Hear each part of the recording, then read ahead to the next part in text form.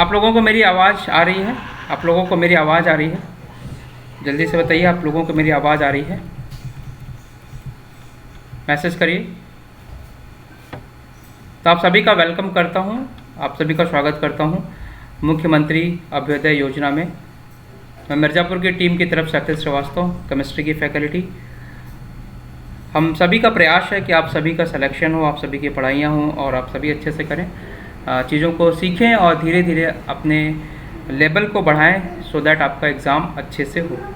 तो आप लोग जल्दी जल्दी क्लास में आ जाएं।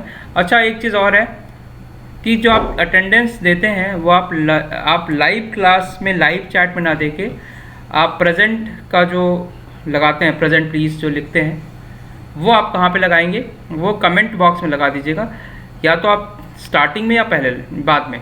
ठीक है, तो एक बार आपने प्रेजेंट ज़रूर लगाइएगा सो दैट आपको इस योजना से जो भी लाभ होने वाला है वो सभी आपको मिले।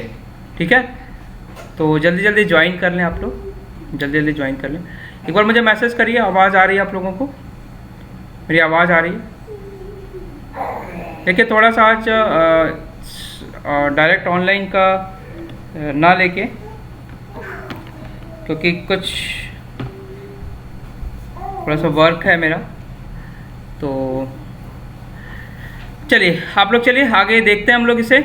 चलो देखिए, कल एक बड़ा इंपॉर्टेंट कॉन्सेप्ट बता रहा था और उसमें मेरा वीडियो जो है रुक गया, तो आज मैं उसी कॉन्सेप्ट के बाद आगे चलूँगा कि कैसे करूँगा और उसके बेस पे कुछ क्वेश्चंस कराऊँगा, क्योंकि नीट में ऐसे क्वेश्चन आए हुए हैं। ठीक है, तो कुछ चीज़ों को आप लिख लीजिएगा, आप लोगों के लिए नई चीज़ होंगी, लिख लीजिएगा, उसे ज़्यादा बेटर होगा। तो देख लीजिए, ये सभी को पता ही है, मेरा अपना नाम अखिल श्रीवास्तव और x faculty FIITJEE south Delhi, VMC Narayana, यहाँ पे मैं पढ़ा चुका हूँ। तो ये सारी चीज़ें हैं, ये तो कई बार बताया हुआ है, कई लोगों को पता भी है। जो लोग नए हैं उनके लिए थोड़ा सा वो जानना चाहते हैं कि हमारी फैकल्टी जो पढ़ा रही है, एक्चुअल में हमें जो चीज़ें दे रही है वो कितना अप टू द मार्क है, तो उनके लिए ही है। बाकी तो आप लोग इतने दिन से पढ़ रहे हो तो पता हो गया होगा कि क्या आपको आना चाहिए, क्या नहीं आना चाहिए और उससे मैं कैसे डील करता हूँ। स्टार्टिंग में आप लोगों को प्रॉब्लम भी हुई थी हिंदी और इंग्लिश का लेके, लेकिन मुझे लगता है कि लगभग 95% लोग अब उस प्रॉब्लम से दूर हो चुके हैं। ठीक है, सही है निखिल? सही बोल रहा हूँ? सुहासिनी, शुभी, सभी का वेलकम है, सभी का स्वागत है। अभय भी, शिव पूजन, सुमंगलम, सभी का वेलकम है, सभी आप सभी का स्वागत है। और सभी लोग चलिए स्टार्ट कर लेते हैं अपनी बातों को। बीच बीच में आप अपने कमेंट बॉक्स में कमेंट कर दीजिएगा जहां आपको दिक्कत होगी। और एक चीज़ और, सुहासिनी, शिवांगी, जो चीज़ नई चीज़ लगी बच्चे उसे आप लिख लीजिए। ठीक है, मैं आपको एज अ थ्योरी नहीं लिखाता हूँ, क्योंकि एज अ थ्योरी लिखाने का मतलब है कि मैं उतना समझा नहीं पाऊँगा, और सिर्फ थ्योरी लिखोगे तो कंपटीशन में एग्ज़ाम कैसे करोगे, क्लास कैसे वो कर पाओगे। ठीक है, तो दोनों चीज़ इंपॉर्टेंट है। मेन चीज़ मैं ज़रूर नोट्स में लिखता हूँ, तो ये छोटा सा चीज़ ध्यान रखिएगा इस चीज़ों को फॉलो करते हुए। अच्छा देखिए, आज का जो यहाँ पे है वो हमने थोड़ी सी PPT में चेंज किया हुआ है। यहाँ पे कॉन्सेप्ट मैं पहले बताऊँगा और उससे रिलेटेड जो कल वाला कॉन्सेप्ट था वही कॉन्सेप्ट होगा। थोड़ा सा उसको हम देखेंगे कि कहाँ हम लैग कर रहे थे। ठीक है, तो इलेक्ट्रोकेमिस्ट्री का कल वाला कॉन्सेप्ट स्टार्ट कर दें। इलेक्ट्रोकेमिस्ट्री का कल वाला कॉन्सेप्ट स्टार्ट कर दें। आलोक, शिवांगी, मनीषा,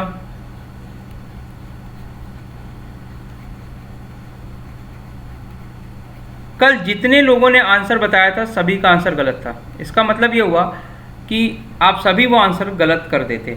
और देखिएगा, मेरे ख्याल से 95 में या 2002 में ऐसा क्वेश्चन आया हुआ है जो मैंने आपको कॉन्सेप्ट कल बताया था। अभी मैं क्वेश्चंस भी कराता हूँ आज। तो देखिए, इलेक्ट्रोकेमिस्ट्री में बेसिक चीज़ तो हो गई थी, कुछ बातें हैं जो कुछ इंपॉर्टेंट चीज़ें हैं वो आपको अभी बतानी मुझे। पहले मैं सेल के बारे में बताऊँगा, आज जो मैं बताऊँगा वो सुन लीजिए। जो कल का कॉन्सेप्ट आप जहाँ डाउट था वो मैं बताऊँगा पहले, फिर मैं आपको कुछ क्वेश्चंस कराऊँगा उससे रिलेटेड, फिर मैं ई सेल के बारे में बताऊँगा, फिर नॉस्ट इक्वेशन के बारे में बताएंगे। और नॉस्ट इक्वेशन के बाद बताने में ये मेजर पोर्शन हमारा इलेक्ट्रोकेमिस्ट्री का ख़त्म हो जाएगा। तो देखिए, कल मैंने आपको ये बताया था कि मान लो मैंने यहाँ पे एक इलेक्ट्रोड लिया। मैंने कल आपको गैस इलेक्ट्रोड ही लिया था, मैंने वहाँ पे कल क्या लिया था, यहाँ पे गैस इलेक्ट्रोड ही लिया था, और दोनों ही हाइड्रोजन इलेक्ट्रोड ले लिया, दोनों ही हाइड्रोजन गैस का इलेक्ट्रोड लिया, ठीक है, दोनों ही हाइड्रोजन का इलेक्ट्रोड लिया। फिर मैंने पूछा कि क्या आपका इलेक्ट्रिसिटी मतलब इलेक्ट्रोकेमिस्ट्री यहाँ होगी या नहीं होगी, तो कई बच्चों का आंसर था नहीं होगी, है ना, करेक्ट। सुपोजन कल क्लास में थे ना, कल यही मैंने पूछा था और आप सभी के आंसर आए थे कि सर नहीं होगा, तो आप सभी रॉन्ग है। कैसे नहीं होगा इसको एक्सप्लेन करूंगा मैं भी, लेकिन थोड़ी सी चीज़ें बता देता हूँ। रिएक्शन होगी, याद रखिएगा, रिएक्शन होगी, सेम पोटेंशियल होने पे भी रिएक्शन होगी। कैसे रिएक्शन होगी, यहाँ पे मैंने यहाँ लिक्विड लिया था सुहासिनी, और अब मुझे एग्जैक्ट नहीं ध्यान है कि यहाँ पे HCl लिया था कि CH3COOH लिया था, बस ये यहाँ पे मान लीजिए मैंने, ये एनोड था आपका, ये कैथोड था, ये सॉल्ट ब्रिज है, सॉल्ट ब्रिज, ठीक है देवदत्त। और यहाँ पे मान लो मैंने इसमें HCl फिल किया था और यहाँ पे CH3COOH, ठीक है, ये था, दोनों ही हाइड्रोजन इलेक्ट्रोड है, ये भी क्लियर है, हाइड्रोजन इलेक्ट्रोड है। अच्छा, जिन लोगों ने ये बोला था कि सर नहीं होगा, वो अपने लेवल पे सही बोल रहे हैं, वो गलत नहीं बोल रहे हैं, वो सही बोल रहे हैं। लेकिन अब मैं बता रहा हूँ कि आप गलत कैसे हो सकते हैं, क्या हो सकता है। इसके लिए थोड़ी सी नेक्स्ट इक्वेशन की ज़रूरत पड़ेगी। तो जो अभी 11th से 12th में आए हैं, या जो 12th अभी किया है, जिन्होंने भी अभी किया है, उनको थोड़ी सी दिक्कत होगी, क्योंकि आपने पढ़ा नहीं होगा वहाँ पर ये सारी चीज़ें। तो थोड़ा सा इसको ध्यान से सुनते हुए इसको लिख लीजिएगा, है ना, फिगर वगैरह बना लीजिएगा अपना, तो ज़्यादा अच्छा होगा। चलो, तो पहली चीज़ जिन्होंने बोला कि नहीं होगी, उन्होंने ये सोच के बोला होगा कि इस केस में जो इनके बीच में जो पोटेंशियल का डिफरेंस है वो जीरो है। मतलब हाइड्रोजन इलेक्ट्रोड ले रहा हूँ तो यहाँ का भी पोटेंशियल जीरो है, और इस हाइड्रोजन पोटेंशियल की बात कर रहा हूँ, यहाँ का भी हाइड्रोजन इलेक्ट्रोड जीरो है। तो जब पोटेंशियल ही जीरो होगा तब तो करंट का फ्लो ही नहीं हो पाएगा। यही सोच के आप लोगों ने जीरो बोला, तो ये सही चीज़ है। लेकिन मैंने बोला था रिएक्शन, इसमें एक दूसरा भी हम कुछ करके इसको चेंज करते हैं, है ना। अच्छा, ऐसा ही क्वेश्चन देखिए, यहाँ हाइड्रोजन इलेक्ट्रोड की बात कर रहा हूँ। अगर मैं दोनों साइड में जिंक ले लूँ या मैं दोनों साइड में कॉपर ले लूँ, ठीक है, तो भी रिएक्शन कराने का हमारे पास एक मेथड है। देखिए उसमें एक चीज़ है, ज़रा ध्यान से सुनिएगा। इतनी चीज़, पहले तो ये ध्यान लो कि रिएक्शन होती है, पहले ये ध्यान रखो कि रिएक्शन होती है। अब मैं एक्सप्लेन करता हूँ कैसे होगी, क्या करेंगे, ठीक है। अब मैं एक्सप्लेन करूँगा कैसे होगी, क्या करेंगे। अच्छा, रिएक्शन जब होगी तो जो इसका इलेक्ट्रोड पोटेंशियल है, जो इस वाले का इलेक्ट्रोड पोटेंशियल है या इस वाले का इलेक्ट्रोड पोटेंशियल है, वो एक जैसा होने की वजह से पोटेंशियल ड्रॉप जीरो हो जाएगा। तो उस केस में मैं ये बोल सकता हूँ E0 cell is zero. E0 cell, मैंने आपको स्टैंडर्ड रिडक्शन पोटेंशियल की भी बात की है और रिडक्शन पोटेंशियल की भी बात की है, SRP टेबल की बात की है, उसमें स्टैंडर्ड की बात की है मैंने। तो जो स्टैंडर्ड है वो जीरो हो सकता है, ये बात मैं बोल सकता हूँ। जो स्टैंडर्ड है वो जीरो हो सकता है, होता है और होता भी है। लेकिन मैं ये नहीं बोल सकता कि E सेल जीरो है। E सेल में and may not be zero. और अगर E सेल जीरो नहीं है और अगर E सेल की वैल्यू पॉजिटिव है, तो क्या निखिल आदित्य बताओ, क्या रिएक्शन होगी? यही तो मैं बोल रहा हूँ कि आपकी रिएक्शन होने के लिए क्या है, E0 सेल जीरो होगी, no doubt E0 cell zero है। लेकिन E0 आपका फिक्स होता है हमेशा, वो जीरो हो सकता है। डेल्टा E0 जो चेंज करोगे वो जीरो होगा, लेकिन E सेल जीरो नहीं। अगर किसी तरह से E सेल जीरो नहीं हुई तो रिएक्शन हो जाएगी कि नहीं, बताओ? हो जाएगी, रिएक्शन हो जाएगी ना। तो भाई अब दूसरी चीज़ सुनो, यहाँ पे मैंने जो HCl लिया है, अगर मैं इसकी कंसंट्रेशन यानी इसकी कंसंट्रेशन C2 कर लूँ और इस वाले की कंसंट्रेशन बच्चों C1 कर लूँ, इसको लिख भी लीजिएगा। अब मैं आपको बता रहा हूँ, इसको लिखिएगा भी। अगर मैं C2 की कंसंट्रेशन C1 की कंसंट्रेशन से चेंज कर दूँ, यानी C2 की कंसंट्रेशन C1 से ज़्यादा कर दूँ, तो रिएक्शन होगी। तो इसका मतलब है इलेक्ट्रोड सेम होने के बाद भी मैं रिएक्शन को करा सकता हूँ due to change in the concentration. अगर मैंने कंसंट्रेशन को चेंज कर दिया तो रिएक्शन हो जाएगी, और अगर नहीं कर पाए तो रिएक्शन तब नहीं हो पाएगी, क्योंकि पोटेंशियल भी सेम है, कंसंट्रेशन भी सेम है, तब रिएक्शन को फ्लो कराने के लिए आपके पास ऑप्शन ही नहीं है, तब दिक्कत है। क्लियर है इतनी बातें? अब देखो ऐसा सेल, अब मैं आपको इस सेल का नाम लिखा देता हूँ और इसको एक्सप्लेन करेंगे नेक्स्ट इक्वेशन में, और कुछ चीज़ें बताता हूँ, इसे आप लोग बना लीजिए। ऐसा सेल, अब ध्यान से सुनिए, ऐसा सेल जिसमें दोनों इलेक्ट्रोड सेम हो, ठीक है, दोनों इलेक्ट्रोड सेम हो, और ई नॉट सेल की वैल्यू क्या है, 0 हो, ऐसे सेल को हम बोलते हैं कंसंट्रेशन सेल। क्या नाम देते हैं? Concentration cell. और इस कंसंट्रेशन सेल में आपका जो फ्लो होता है due to the change in the concentration जो एनोडिक पार्ट है और कैथोडिक पार्ट है, उसके कंसंट्रेशन को चेंज करके आप रिएक्शन करा पाते हैं। ठीक है, तो अभी आपको मैंने बताया, अब आप इस पार्ट को लिख लीजिए कि कंसंट्रेशन सेल होता क्या है। कंसंट्रेशन सेल, हेडिंग डालो concentration cell. Concentration cell important है, मैंने सोचा था ये नहीं कराऊंगा, बट आपका नीट में आया हुआ क्वेश्चन है तो थोड़ा सा आप इसे ध्यान देंगे तो हो जाएगा। कंसंट्रेशन सेल, तो कंसंट्रेशन सेल क्या हुआ? Cell in which cathode and anode both are same।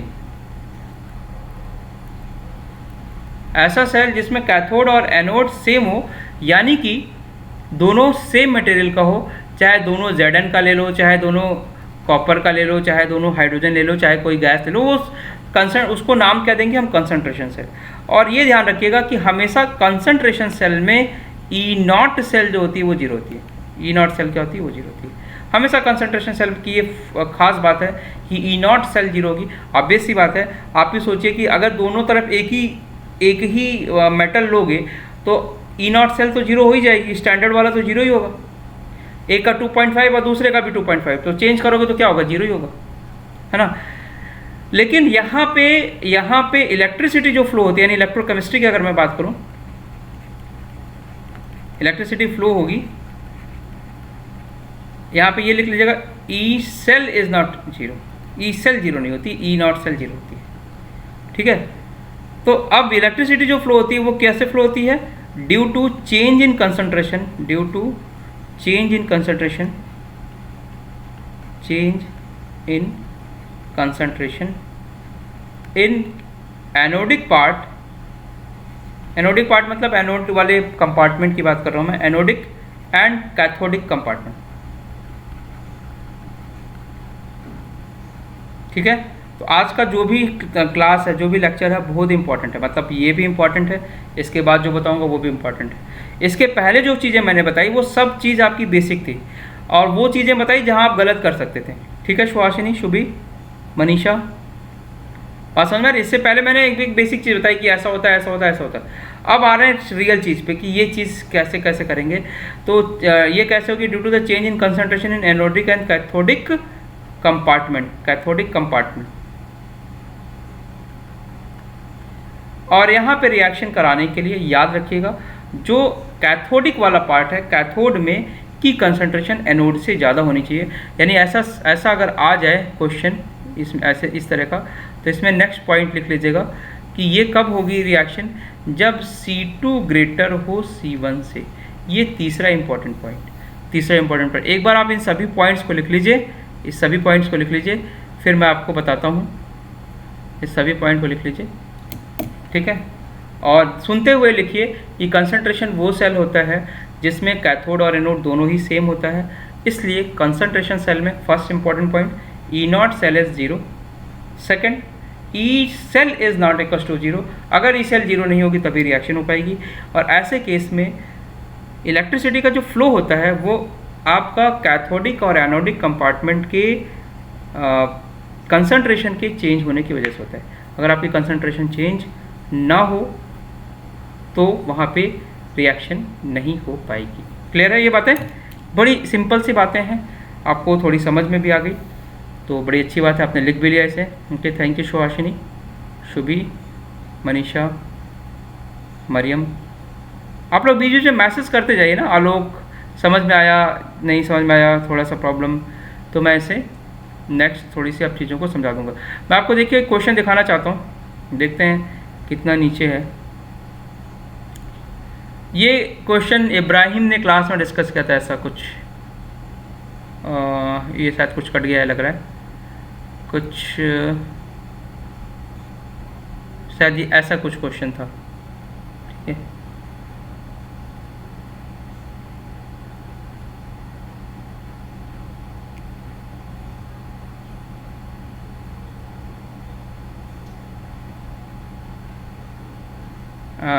मुझे लग रहा है शायद मैं वैसा क्वेश्चन लेना या सेंड भूल गया हूँ। चलिए ये सब भी आएगा, ये सब भी आएगा ये क्वेश्चन अभी।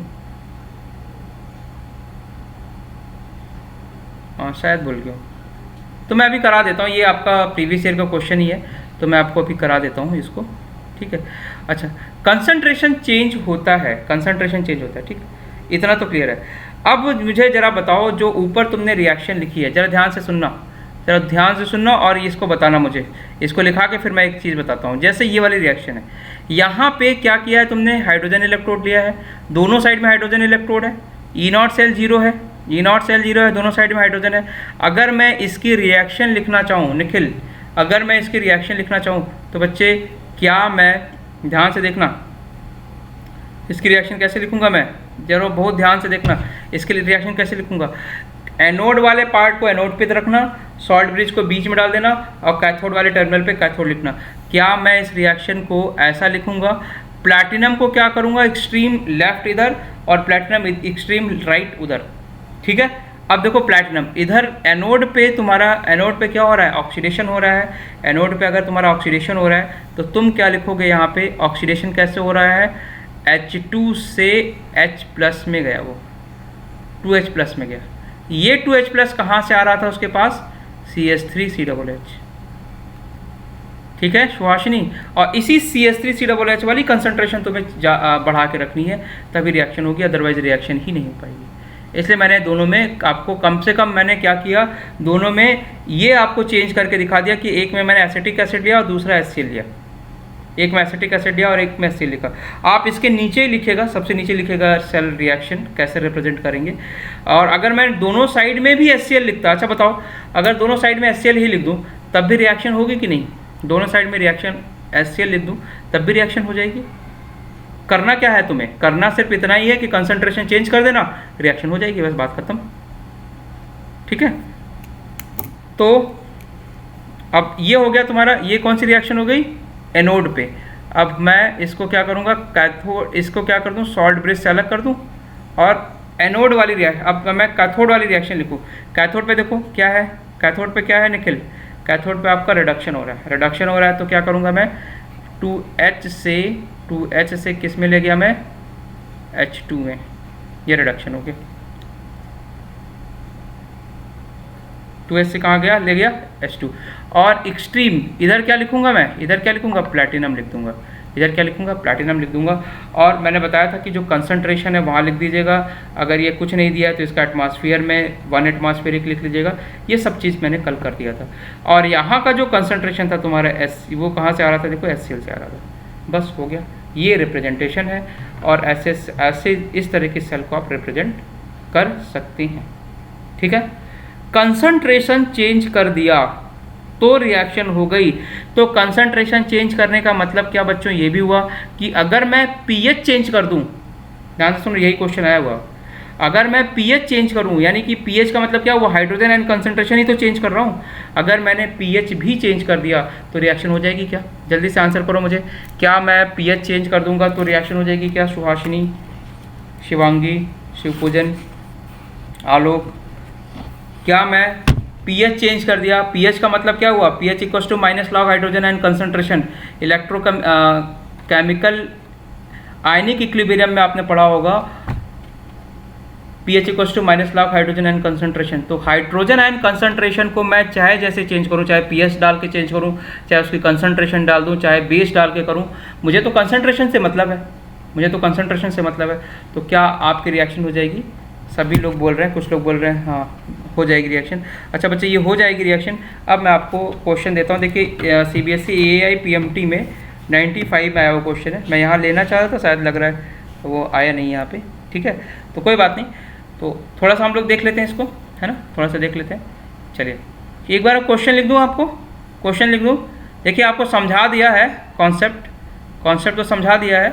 अब मैं क्वेश्चन लिख दे रहा हूँ कि कंसंट्रेशन मैं कैसे चेंज कर सकता हूँ हाइड्रोजन आयन कंसंट्रेशन से, यानी कि pH को चेंज करके भी लिख सकता हूँ। देखिए क्वेश्चन ये है, ये 1995 में आया हुआ क्वेश्चन है। Electrochemical cell is shown by, एक इलेक्ट्रोकेमिकल सेल है वो गिवन है आपको, वो शो करता है, वो मैं रिप्रेजेंट कर देता हूँ। लिखा है प्लेटिनम H2। देखिए यहाँ पे ये रिएक्शन में लिख रखा है इसने कि 1 एटमॉस्फेरिक प्रेशर है, और यहाँ पे अच्छा जैसा जो मैंने क्वेश्चन लिया था समथिंग वैसा ही क्वेश्चन है यहाँ पे 0.1 m, ठीक है, और यहाँ पे सॉल्ट ब्रिज है। सॉल्ट ब्रिज के बाद ध्यान से देखते जाओ, और क्लास के बाद इसकी प्रैक्टिस ज़रूर कर लेना। अगर आप लोग प्रैक्टिस नहीं करेंगे तो फिर नहीं आएगा, समझिए। ये दिया हो बेटा, और ये भी प्लैटिनम है, देखो देखो ये भी प्लैटिनम है।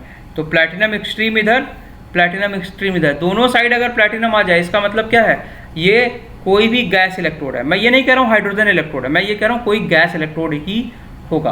और चूंकि यहाँ पे हाइड्रोजन दिया हुआ है, यहाँ पे भी हाइड्रोजन दिया हुआ है, मतलब सॉल्ट ब्रिज के दोनों साइड ही हाइड्रोजन दिया हुआ है, इसलिए क्या है दोनों ही हाइड्रोजन इलेक्ट्रोड है। यहाँ का जो हाइड्रोजन आ रहा है बच्चे वो HCl से आ रहा है, और यहाँ का जो हाइड्रोजन आ रहा है वो कहाँ से आ रहा है, एसिटिक एसिड से आ रहा है। हालांकि दोनों की कंसंट्रेशन सेम है, हालांकि दोनों की कंसंट्रेशन सेम है, तब तो प्रभु रिएक्शन ही नहीं होनी चाहिए।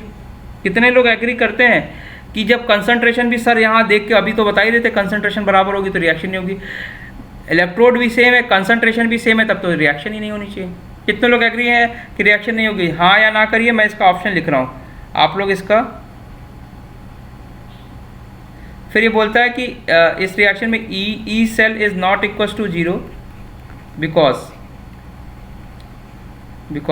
देवदत्त ए ऑप्शन दिया हुआ है, EMF डिपेंड, EMF मतलब ई सेल जो है depends on molarity of acid. बेटा ये लिख लीजिएगा पहले ना, पहले लिख लीजिएगा, फिर आप आंसर करिए, और अपना प्रेजेंट जरूर लगा लीजिए। अपना प्रेजेंट कहाँ लगाएंगे?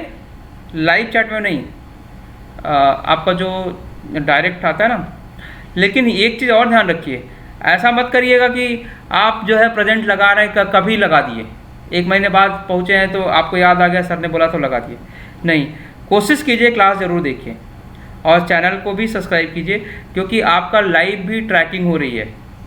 ये मत सोचिएगा कि सर ने ऐसा बोल दिया, ये तो आपकी फैसिलिटी के लिए बोल दिया, लेकिन आपकी लाइव ट्रैकिंग होती है बीच बीच में कि आप क्लास में आ रहे हैं नहीं आ रहे हैं, अटेंटिव है नहीं है, आपको बेसिकली चीज़ें चाहिए या नहीं चाहिए, सुविधाएं मिलनी चाहिए या नहीं मिलनी चाहिए। तो थोड़ा सा आप अटेंटिव रहेंगे, जितना क्लास करते रहेंगे धीरे धीरे आपको चीज़ें समझ में आएंगी और आप अपने सिलेक्शन की तरफ मूव करेंगे। पर्पज़ भी यही है कि आपका सिलेक्शन हो, ये सबसे इम्पॉर्टेंट चीज़ है। तो उसके लिए हमारी तरफ से जो प्रयास है वो ठीक है, आपके साइड से भी इक्वल एफर्ट होना चाहिए, ठीक। और मैं ये नहीं कह रहा हूँ कि सिर्फ हमारी क्लास लीजिए, आप सब सारी क्लास लीजिए जो आपके रिस्पेक्टेड सिलेबस में है, जो भी रिस्पेक्टिव सिलेबस में है उस रिस्पेक्टिव सिलेबस के अकॉर्डिंग आप क्लास लीजिए। अब मैं ये नहीं कह रहा हूँ कि जैसे UPSC वाला बच्चा यहाँ पढ़ेगा तो उसको ज़रूरत का भी नहीं है, या आप जाके UPSC में पढ़ रहे हैं तो आपको भी वहाँ की भी ज़रूरत नहीं है, तो अपना वाला सब्जेक्ट जरूर पढ़िए।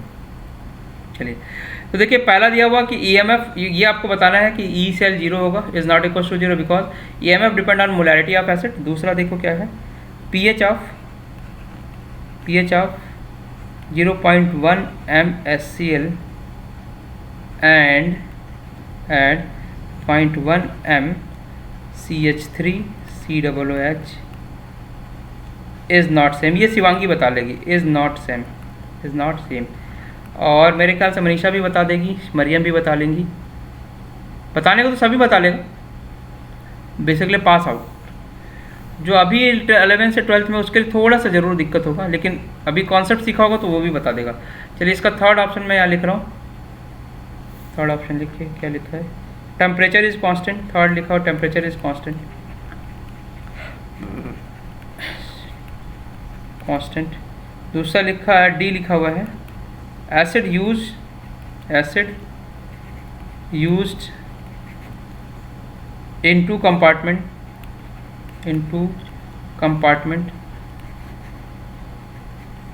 Compartments are different. बताइए कौन सा होगा आंसर, बताइए कौन सा ऑप्शन होगा? ई सेल जीरो नहीं होगा। क्यों? क्योंकि ईएमएफ मोलैरिटी पे डिपेंड करेगा, पीएच आप देखिए। जल्दी से आंसर बताइए आलोक। इसका आंसर होगा, आप लोगों ने लगाया भी होगा, इसका आंसर आप लोगों को देखिए बी होगा ना। सभी लोगों ने लगाया भी है, कुछ लोगों ने बी बता रहे हैं, बी होगा। डी नहीं हो पाएगा क्योंकि एसिड डिफरेंस होने से कोई मतलब नहीं है, कंसंट्रेशन डिफरेंस होने से मतलब है। कंसंट्रेशन डिफरेंस होने से मतलब है, एसिड डिफरेंस होने से कोई भी मतलब नहीं है। मतलब सिंपल सा ये है, देखो जरा इस क्वेश्चन में जरा ध्यान से देख लो कि बेटा ये वीक एसिड है, तो वीक एसिड का जो H+ निकालते हैं वो ऑसवाल्ड डाइल्यूशन लॉ, जिन्होंने नहीं पढ़ा उसको पढ़िएगा, मैं पढ़ाऊंगा अभी आयनिक इक्विलिब्रियम, वहाँ पे ऑसवाल्ड डाइल्यूशन लॉ से लगता है, और ये स्ट्रॉन्ग एसिड से लगेगा, स्ट्रॉन्ग एसिड से लगेगा। और ऐसे भी पता है कि वीक एसिड का जो हाइड्रोजन है वैसे ही कम आएगा, तो वीक एसिड का जब हाइड्रोजन कम आएगा तो यहाँ पे उसको थोड़ा सा ये देना पड़ेगा कि अल्फ़ा भी देना पड़ेगा कि कितना डिसोसिएट हो रहा है, क्या हो रहा है, थोड़ा सा, तो तब जाके क्वेश्चन कंप्लीट हो जाएगा। बट वो अल्फ़ा की ज़रूरत इसलिए नहीं पड़ रही यहाँ पे क्योंकि सिंपल सा थ्योरी उसने पूछा है कि रिएक्शन होगी या नहीं होगी या क्यों नहीं होगी। तो देखो अभी बताया मैंने, मेरे ख्याल से होप कि आपको कॉन्सेप्ट समझ में आ गया होगा जो कल आपको नहीं समझ में आया था। यहाँ रिएक्शन भी होगी, कंसंट्रेशन चेंज कर देना। कंसंट्रेशन को चेंज करने के लिए अभी मैंने बताया पीएच को देख सकते हो, पीएच भी देख सकते हो। तो वो अच्छा क्वेश्चन है, जो जिन बच्चों को जिसको डाउट होगा वो एक बारी मुझे मैसेज ज़रूर कर दीजिएगा, पर्सनली पूछ लीजिएगा मुझे, ठीक है? तो मैं आपको बता दूंगा। इतनी चीज़ समझ में आ गई सभी को? इतनी चीज़ समझ में आ गई, लिख भी लिया होगा, कॉन्सेप्ट भी समझ में आ गया। अब थोड़ी दूसरी बात कर लेते हैं, है ना? अब इतना समझाने के बाद, इतना बेसिक समझाने के बाद अब मैं आपको बता रहा हूँ ई सेल। हालांकि मुझे कई जगह ई सेल बहुत पहले करा देते हैं, ई सेल करा देते हैं, नस्ट इक्वेशन करा देते हैं बच्चों को, लेकिन जब तुम्हें बेसिक ही नहीं पता ई सेल पता करके ही क्या करोगे, ठीक है? नस्ट इक्वेशन पता करके ही क्या करोगे, है ना? तो अब जैसे 2-3 बातें मैं इसका बेसिक बता चुका हूँ आपको कि जो ई सेल होती है वो रिएक्शन फिजिबल होने के लिए पॉजिटिव होनी चाहिए, और अगर ई सेल नेगेटिव है तो रिएक्शन फिजिबल नहीं होगी, ये मैंने आपको बताया है, ठीक है? ई सेल पॉजिटिव है तो रिएक्शन फिजिबल है, नेगेटिव है तो रिएक्शन फिजिबल नहीं है। अब मैं बता रहा हूँ कि ई सेल कैसे कैलकुलेट करते हैं, ई सेल कैसे कैलकुलेट करते हैं। और आप छोटी सी क्या गलती कर देंगे कि आपका आंसर गलत आएगा। कभी आप करेंगे आपका आंसर प्लस में आ रहा है, कभी माइनस में आ रहा है, आपको लगता है कि आप फॉर्मूला तो याद करके बैठे हैं, आंसर ही गलत आ रहा है। तो अब मैं ई सेल की बात कर रहा हूँ। ई सेल देखिए दो तरह से, एक तो नॉस्ट इक्वेशन के थ्रू है, और एक नॉर्मल अगर ई नॉट दिया हो तब भी आप ई सेल को कैलकुलेट कर सकते हैं। ई नॉट दिया है तब भी, और दूसरा एक होती है ई नॉट की कैलकुलेशन होती है, तो वो भी अभी आपको बताना है। इब्राहिम ने उस क्वेश्चन को मुझे लगता है ग्रुप में डिस्कस भी किया है, तो अच्छा क्वेश्चन था, लेकिन आपको मैं भी हो सकता है वो आज ना हो पाए, तो अगली क्लास में मैं उससे ज़रूर डिस्कस कर लूँगा, है ना? तो ई सेल हम बात कर रहे हैं कैलकुलेशन ऑफ। निखिल समझ आ रहा है? देवदत्त, ई सेल, ठीक है? ई सेल को कैलकुलेट करने का, है ना? शिवपूजन, मरियम, मनीषा, तो पढ़ाते समय अभी जाके थोड़ा कॉन्सेप्ट वाली चीज़ अब आ रहे हैं। 2-3 लेक्चर मैंने आपको बेसिक समझाया था।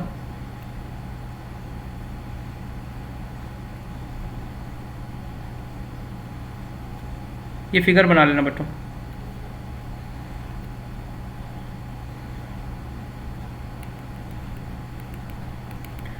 एक तो मैंने बताया था कि क्वेश्चन देख के ही आंसर कर लोगे कि जो कैथोड है वो नीचे वाले एलिमेंट का होना चाहिए, एनोड ऊपर वाले का होना चाहिए। इसको देख लो, बस बता दो, फटाक से की रिएक्शन हो जाएगी, है ना। अब दूसरी चीज़ें देखिएगा, उसमें थोड़ी सी चीज़ों को आप चेंज कर लें।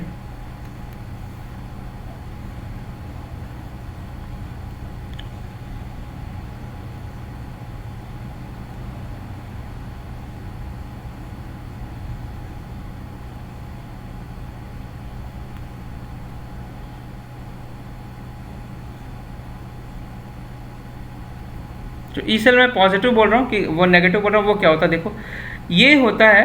अच्छा, अब एक बेसिक चीज़ पूछ रहा हूँ, वही बताओ, उसी से क्वेश्चन हो जाएगा। और गलती कहाँ होती है वो भी बता देता हूँ। देखो, ये तुम्हारा एनोड है, ये तुम्हारा कैथोड है। कैथोड पे क्या होता है, रिडक्शन होता है तुम्हारा, और एनोड पे ऑक्सीडेशन होता है। एनोड पे ऑक्सीडेशन होता है, कैथोड पर रिडक्शन होता है और एनोड पे ऑक्सीडेशन होता है, ये पता है।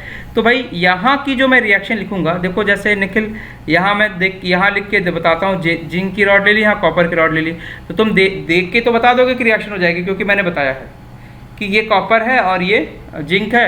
अब उसमें 2 नेगेटिव होगा, 2 पॉजिटिव होगा, तो नेगेटिव वाला नहीं होगा, पॉजिटिव वाला ही होगा, आंसर कर दोगे। लेकिन अब पॉजिटिव भी तो 2 आएगा। अब पॉजिटिव 2 आएगा तो कौन सा पॉजिटिव, ये कैसे बताओगे? ये देखो कैसे बताते हैं। ई सेल की जो वैल्यू होती है, ध्यान से देखिएगा, ये लिख लीजिएगा, ई सेल की जो वैल्यू होती है, अब मैं इसमें 2-3 फार्मूला बताएंगे, एक बड़ा कॉमन सा फार्मूला होता है, उसको भी बता दूंगा मैं, और वो क्यों होता है वो भी बता दूंगा, क्यों वही यूज करिए। मतलब ज़बरदस्ती के लफड़े में मत पड़िए, ज़बरदस्ती उसमें दिमाग मत लगाइए, वो फार्मूला बाद में यूज कर लीजिएगा। कैथोड, तो यहाँ पे रिडक्शन हो रहा है, यहाँ पे रिडक्शन हो रहा है, तो यहाँ जो तुम लिखोगे रिएक्शन वो ये लिखोगे Cu, और यहाँ ऑक्सीडेशन हो रहा है, तो यहाँ की जो रिएक्शन लिखोगे कैसे लिखोगे, Zn से Zn+2, है ना, Zn से Zn+, ठीक, ये लिखते हैं हम। तो मैं कह रहा हूँ ई सेल की जो बात करोगे, ई सेल की बात करोगे, तो इधर रिडक्शन हो रहा है और इधर ऑक्सीडेशन हो रहा है, तो तुम ये लिख सकते हो ई रिडक्शन प्लस ई ऑक्सीडेशन। प्लस की बात कर रहा हूँ मैं, रिडक्शन मतलब क्या हुआ, रिडक्शन किस पे हो रहा है, कैथोड पे, और ऑक्सीडेशन किस पे हो रहा है, एनोड पे। तो अगर मैं ऑक्सीडेशन और रिडक्शन के टर्म में बात करूं, तो मैं ये लिख सकता हूं कि ई रिडक्शन प्लस ई ऑक्सीडेशन की बात कर लो तो हो जाएगा। इसका मतलब क्या है, इसका मतलब क्या, जरा यहाँ जरा ध्यान से देखना। अब ये थोड़ा मैंने, जरा ये लिख लो फटाक से, ये लिख लो तो फिर मैं आगे समझाऊँ। ये फटाफट लिख लो।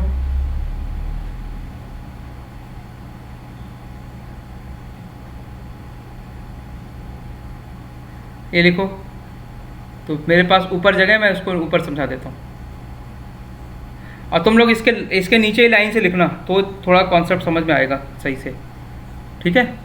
अगर नीचे नहीं लिखोगे तो कॉन्सेप्ट नहीं समझ में आएगा। कि बैटरी भी लो होने वाली है।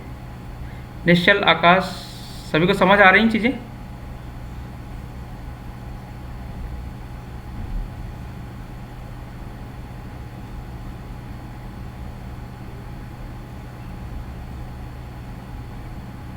चलिए, चलो लिख लिया। अब देखो मैं इसको यहाँ समझा रहा हूँ, याद रखना, ई रिडक्शन प्लस ई ऑक्सीडेशन की बात कर रहा हूँ मैं, ई रिडक्शन प्लस ई ऑक्सीडेशन की बात कर रहा हूँ।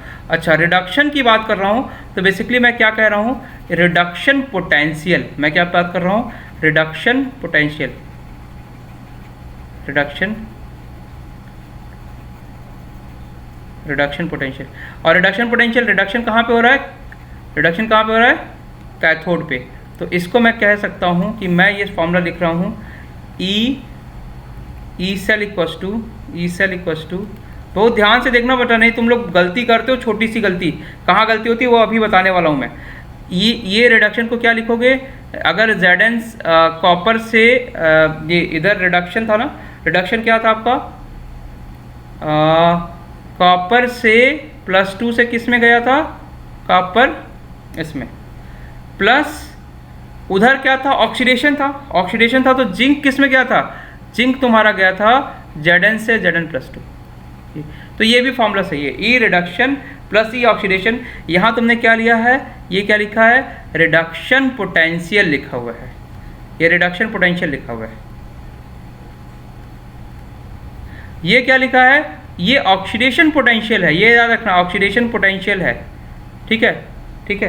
क्या आपने ये पढ़ा है, क्या आपने ये पढ़ा है कि मैंने बताया कि रिडक्शन पोटेंशियल और ऑक्सीडेशन पोटेंशियल में क्या रिलेशन होता है। मैंने बताया ना आपको सुहासिनी कि रिडक्शन पोटेंशियल और ऑक्सीडेशन पोटेंशियल में रिलेशन क्या होता है। अशोक, क्या वो एक दूसरे के अपोजिट होते हैं, नेगेटिव साइन, एक पॉजिटिव है तो दूसरा नेगेटिव हो जाएगा, एक पॉजिटिव है तो दूसरा नेगेटिव हो जाएगा। तो बेटा देखो, अगर यहाँ पे ध्यान से आप देखो, अब बहुत ही ध्यान से सुनना, अगर मैं ऐसा लिख रहा हूँ जी, तो ये क्या हुआ, रिडक्शन पोटेंशियल। अगर मैं ऑक्सीडेशन पोटेंशियल को भी रिडक्शन पोटेंशियल में कर दूं तो क्या ये वैल्यू ऐसे आ जाएगी, क्या देखो क्या ऐसे आ जाएगी, ये भी रिडक्शन वाली वैल्यू है, ये भी रिडक्शन वाली वैल्यू है। तो इसलिए आप लोग एक ही फार्मूला पढ़ते हैं, एक ही फार्मूला पढ़ते हैं कि E cell equals to E cathode minus E anode, ये फार्मूला पढ़ता है, सभी लोग यही फार्मूला पढ़ते हैं। और अभी तक आपने इसी फार्मूले से क्वेश्चन किया है और आप गलत हो जाता है। गलती कहाँ होती है, जरा ध्यान देखो, ये फार्मूला सही है, यही फार्मूला तो मैंने भी बताया, लेकिन ये जो एनोड है या जो कैथोड है, इस पर रिडक्शन पोटेंशियल की बात हो रही है, लेकिन वो एग्जाम में अगर ऑक्सीडेशन पोटेंशियल देके कर रहा है, तुम रिडक्शन पोटेंशियल करके कर रहे हो, तो आंसर गलत हो जाएगा। याद रखना, दोनों का ही रिडक्शन पोटेंशियल होना चाहिए, या एटलीस्ट उस एलिमेंट का रिडक्शन पोटेंशियल हो जिसका रिडक्शन हो रहा है और उसका ऑक्सीडेशन पोटेंशियल हो जिसका ऑक्सीडेशन हो रहा है। यानी कि कैथोड पे रिडक्शन, एनोड पे ऑक्सीडेशन, तभी रिएक्शन फिजिबल होगी। और इस ई सेल की वैल्यू आएगी पॉजिटिव, तभी रिएक्शन फिजिबल होगी। बात समझ में आ रही है मनीषा? अगर यहाँ पे वैल्यू पॉजिटिव आएगी रिएक्शन होगी, यहाँ पे वैल्यू पॉजिटिव आएगी रिएक्शन होगी, यहाँ पे वैल्यू पॉजिटिव आएगी रिएक्शन होगी, लेकिन कैसे वो आपको ध्यान रखना पड़ेगा, कैसे वो आपको ध्यान ये रखना पड़ेगा कि कर क्या रहा हूँ मैं, वो दिया क्या है, ऑक्सीडेशन दिया है कि रिडक्शन, अपने मन से नहीं रखना है। इसलिए कभी भी क्वेश्चन करने से पहले इसे एक बार चेक जरूर करिए कि एक्चुअल में वो कह क्या रहा है, वो उसने रिडक्शन पोटेंशियल दिया कि ऑक्सीडेशन पोटेंशियल दिया। और अगर आप इसे ऑक्सीडेशन पोटेंशियल के टर्म में रखिएगा, अगर आप इसे ऑक्सीडेशन पोटेंशियल के टर्म में रखिएगा, तो इसको ऑक्सीडेशन पोटेंशियल में डालेंगे तो ये माइनस हो जाएगा। तब मैं कह सकता हूँ ई एनोड माइनस ई कैथोड वो ऑक्सीडेशन पोटेंशियल के टर्म में होता है। फार्मूला आप पढ़ते हैं रिडक्शन पोटेंशियल के टर्म में, तो आप कहीं के पे भी कुछ कर सकते हैं, ये आपके ऊपर डिपेंड करता है। तो इसको लिख लीजिए कि ये चीज़ होती है।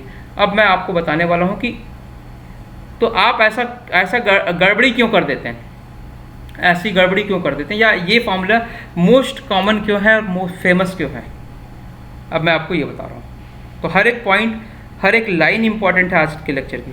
आज का नहीं, मैं इसके बाद कल परसों जब भी लेक्चर होगा, नेक्स्ट क्लास में भी जब भी लेक्चर होगा, तो मैं इसको हर चीज़ इंपॉर्टेंट ही होगी। और दूसरी चीज़ जो हमें कल का जो टाइम रखना है, जो आपका रखना है ना, वो आप लोग एक बार ही मुझे मैसेज कर दीजिएगा, एक बार ही मुझे मैसेज कर दीजिएगा 11:30, 12:30 बजे, 1 बजे, 2 बजे, जो भी होगा वो। अदरवाइज़ फिर मैं अपने साइड से मैसेज कर दूँगा, ठीक है। तो थोड़ी छोटी क्लास करेंगे आज, है ना। तो पहले इतनी बात समझ लीजिए आप लोग यहाँ पे कि ई कैथोड माइनस ई एनोड होता है रिडक्शन पोटेंशियल के टर्म में। अब बात आती है कि मैंने बोला ये फार्मूला क्यों फेमस है। इसलिए फेमस है क्योंकि कोई भी बुक हो, वर्ल्ड लेवल की कोई भी बुक हो, चाहे वो इंडिया के एनसीईआरटी हो, या आप प्रदीप पढ़ रहे हैं, या कोई अलग से बुक्स पढ़ रहे हैं, इलेक्ट्रोकेमिस्ट्री की अलग से कोई फॉरेन राइटर की बुक पढ़ रहे हैं, उन सभी ने एसआरपी को डिस्कस किया है, स्टैंडर्ड रिडक्शन पोटेंशियल को डिस्कस किया है। आप एनसीईआरटी में भी चेक करेंगे तो सारा रिडक्शन पोटेंशियल की वैल्यू दिया है, ऑक्सीडेशन पोटेंशियल का दिया ही नहीं है। और वो ये बोलते हैं कि ऑक्सीडेशन पोटेंशियल, इसको उल्टा कर लो, ऑक्सीडेशन पोटेंशियल हो जाएगा। तो जब पूरी टेबल आपके रिडक्शन पोटेंशियल पे बेस्ड है, इसलिए रिडक्शन पोटेंशियल वाला ही कॉन्सेप्ट हम लगा के क्वेश्चन कर लेते हैं। और ज़्यादातर क्वेश्चन में रिडक्शन पोटेंशियल ही दिया होता है। मतलब ये देखो ध्यान से, मतलब इसका ये हुआ ध्यान से कि ये इसका रिडक्शन दे दोगे, यहाँ पे देखो इसका ऑक्सीडेशन है तो इसको रिडक्शन में कर दो। ये गलती होती है कि आप जो रिडक्शन और ऑक्सीडेशन नहीं कर पाते। तो आप हमेशा ध्यान रखिए, कहीं ऐसा है तुरंत डेटा को चेंज कर दीजिए, प्लस का माइनस, माइनस का प्लस हो जाएगा क्वेश्चन। ठीक है, ठीक है। चलिए एक क्वेश्चन कर लें हम लोग इस पे एक क्वेश्चन कर लेते हैं। ये लिख लिया होगा आपने, एक क्वेश्चन कर लेते हैं हम लोग इस पे।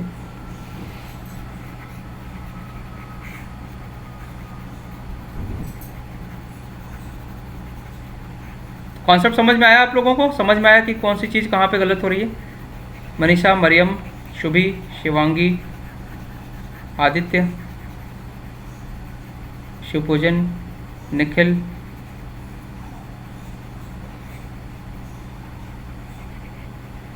अब एक क्वेश्चन करा के चैप्टर को बाइंड अप, मतलब आज के लेक्चर को बाइंड अप करेंगे। एक क्वेश्चन करा दें क्योंकि ये थोड़ा सा लैपटॉप भी इज गोइंग टू,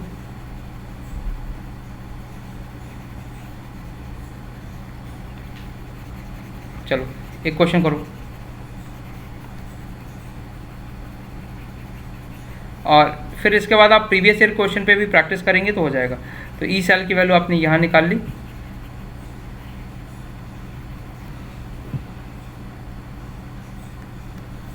बस लैपटॉप चलता रहे अभी, है ना। क्वेश्चन ये है, predict that reaction is feasible और नॉट, कि रिएक्शन फिजिबल है या नहीं ये आपको बताना है। ठीक है, रिएक्शन फिजिबल है या नहीं ये बताना है। गिवन है आपका, गिवन है E naught of F E plus 3 to F E naught F E plus 3 to F E plus 2 equals to plus का 0.77 वोल्ट, 0.77 वोल्ट। दूसरा आपको गिवन है ई नॉट ऑफ I2 से I माइनस, अशोक समझ आ रहा है बच्चे, 0.54 वोल्ट ये दिया हुआ है। और उसने पूछ लिया है कि रिएक्शन फिजिबल है या नहीं। ठीक है, उसने पूछ लिया है कि रिएक्शन फिजिबल है कि नहीं। रिएक्शन उसने दे रखी है, रिएक्शन उसने दे रखी है, रिएक्शन दे रखी है कि 2Fe plus 3 plus 2I minus gives 2Fe plus 2 plus I2, ये रिएक्शन दे रखी है। इस रिएक्शन के लिए इसने ये वैल्यू गिवन है, बोलता है कि रिएक्शन होगी कि नहीं ये बताना है। ठीक है, अब देखो ये बताना है तो भाई ये वाला देखो क्या हो रहा है, निखिल बताना है इसको, ये क्या हो रहा है रिडक्शन, ये कहाँ हो रहा है रिडक्शन, और इसका क्या हो रहा है ऑक्सीडेशन, ऑक्सीडेशन। रिडक्शन ऑक्सीडेशन का कॉन्सेप्ट मैं सिखा चुका हूँ, तो जल्दी से आप लोग एक बार करिए और मैं आपको बता रहा हूँ कि रिएक्शन फिजिबल है या नहीं।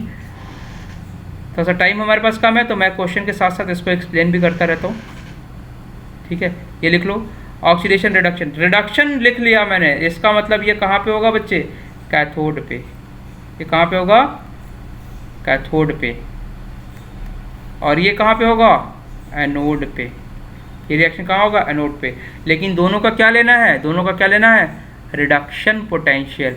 अब जरा यहाँ चेक कर लेना क्या दोनों का रिडक्शन पोटेंशियल दिया हुआ है, इसको चेक करना, देखो रिडक्शन पोटेंशियल है, ये भी क्या है, ये भी रिडक्शन पोटेंशियल है। तो दोनों का रिडक्शन पोटेंशियल दिया बेटा तुम्हें कैथोड। अब ये वाला फॉर्मूला लगा दो, E cell equals to E cathode minus E anode. ठीक है, E cathode minus E anode. तो यहाँ पे देखो ई कैथोड क्या होगा, 0.77 माइनस 0.54, 0.77 0.54 से बड़ा है इसलिए वैल्यू पॉजिटिव आएगी, इसलिए रिएक्शन फिजिबल है। बस हो गया, इतना ही करना है। क्वेश्चन बस कंफ्यूज करने के लिए ऐसा दिया हुआ है, देख लो। और इसके ई नॉट, ई सेल की वैल्यू क्या होगी, ई सेल की वैल्यू क्या होगी, ई सेल की वैल्यू क्या होगी, जो 0.77 से 0.54 को माइनस कर देना वो वैल्यू हो जाएगी। ठीक है, होप कि आप लोगों को चीज़ें समझ आई होंगी। किसे किसे समझ आया और कॉन्सेप्ट लगा कि हाँ जो आपकी मिस्टेक हो रही थी मेजर वो आपकी सही हो रही है। अभी मुझे नॉस्ट इक्वेशन कराना है अगली क्लास में, नॉस्ट इक्वेशन और इलेक्ट्रोकेमिकल सीरीज़ के कुछ पार्ट, फिर प्रेफरेंशियल डिस्चार्ज थ्योरी है, फिर फैराडे लॉ, फिर कोराउस लॉ, फिर ये ख़त्म हो जाएगा चैप्टर। ये चैप्टर ख़त्म मतलब 2-3 लेक्चर में ख़त्म हो जाने चाहिए। और और आपका ये मेजर पोर्शन ख़त्म हो रहा है। ये टफ चैप्टर है, ये देखा जाए तो टफ चैप्टर है। अभी तो मैंने आपको अभी स्टार्ट कर रहा हूँ ये चीज़, अभी पहले बेसिक ख़त्म किया। तो चीज़ें समझ आई आप लोगों को? ठीक है, आई समझ अपना। तो हम लोग मिलें अगली क्लास में, हम लोग अगली क्लास में मिलते हैं, है ना। थोड़ा सा आप लोग क्या करिए, प्रीवियस ईयर के क्वेश्चन लगाना शुरू कर दीजिए, और जो भी डाउट होती है वो प्लीज़ सेंड करिए, मैं उसे डिस्कस करूँगा अगर मुझे लगता है कि अभी बता देना चाहिए। ठीक है, तो चलिए, और होप कि आप लोगों को अच्छा लगा होगा। जाते समय इसको लाइक कर लीजिएगा पहली चीज़, और जिसने चैनल अभी सब्सक्राइब नहीं किया अभ्युदय वाला, तो प्लीज़ उसे सब्सक्राइब कर लीजिए। कमेंट बॉक्स में अपना प्रेजेंट लिखिए, सो दैट हम लोगों के लिए इजी हो कि हम जो भी सुविधाएं हैं गवर्नमेंट की आपको दी जाने वाली हैं, या फ्यूचर में जो भी हमारी प्लानिंग है, वो आपके पास अच्छे से पहुँचे और आपका बेनिफिट हो। ठीक है, चलिए फिर हम लोग मिलते हैं नेक्स्ट क्लास में। नेक्स्ट क्लास में नई चीज़ों को, इसके आगे की चीज़ों को पढ़ाऊँगा, लेकिन इसके पहले वाले पार्ट को आप थोड़ा सा ज़रूर रिवाइज़ कर लें। बिना रिवाइज़ करे आओगे तो फिर ब्लैंक हो जाओगे। ठीक है मनीषा, शुभी, शिवांगी, शिवपूजन, आदित्य, क्लियर है सभी को? चलिए आज थोड़ी सी क्लास हल्की सी, थोड़ी सी छोटी रखिए। ठीक है, फिर हम लोग मिलते हैं नेक्स्ट क्लास में।